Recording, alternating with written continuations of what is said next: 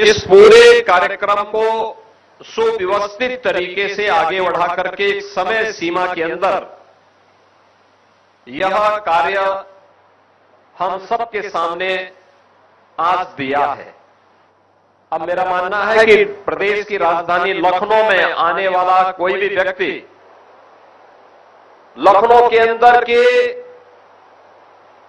भारत की परंपरा के साथ, भारत की विरासत के साथ, भारत की सुरक्षा से जुड़े हुए किसी एक केंद्र के भ्रमण के लिए जा सकता है, देख सकता है, उस पर गौरव की अनुभूति कर सकता है। तो श्रृंखला में यह नौसेना वाटिका उसका एक नया उदाहरण और एक नया केंद्र बनकर के यहां पे प्रस्तुत हुआ है। आईएनएस गोमती एक लंबे समय तक भारतीय नौसेना में, भारतीय नौसेना के माध्यम से भारत की समुद्री सुरक्षा की रक्षा करते हुए 2022 में उसे नौसेना से निवृत्त किया गया और आज निवृत्त के बाद उसका बेहतरीन उपयोग करते हुए लखनऊ की जीवनदायिनी गोमती नदी के तट पर ही उसे स्थापित भी किया गया। जब बड़ी सोच होती है, बड़े लक्ष्य के साथ व्यक्ति आगे बढ़ता है, तो उस बड़ी सोच का परिणाम उसी सकारात्मक रूप से जो देश के युवाओं को, प्रदेश के युवाओं को एक नई प्रेरणा प्रदान करने वाला अवसर है, वह भारत की सेना पर,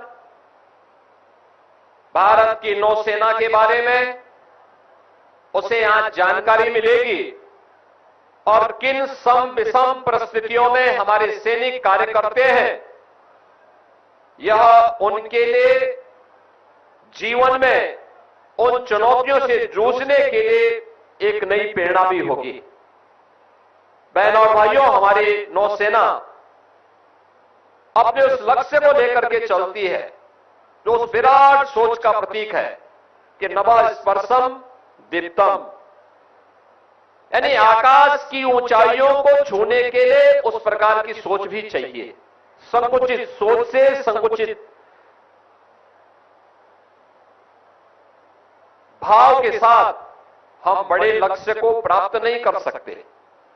बड़े लक्ष्य को प्राप्त करने के लिए उस प्रकार की विराट सोच भी चाहिए। और याद रखना, देश के यशस्वी प्रधानमंत्री जी ने देशवासियों के सामने विकसित भारत की जिस संकल्पना को हमारे सामने रखा है, उसमें उन्होंने हर भारतवासी से कहा कि विकसित भारत के लिए हमें हर नागरिक को पंच प्रण के साथ जुड़ना पड़ेगा।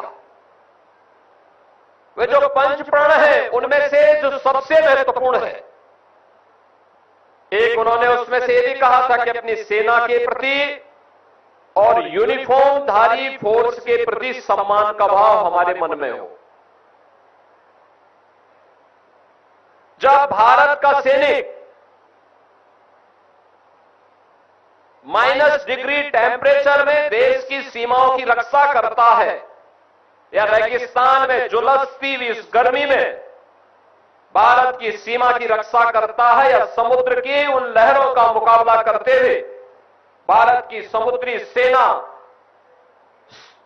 समुद्री सीमा की रक्षा करता है, तब 140 करोड़ भारतवासी चैन की नींद सोता है।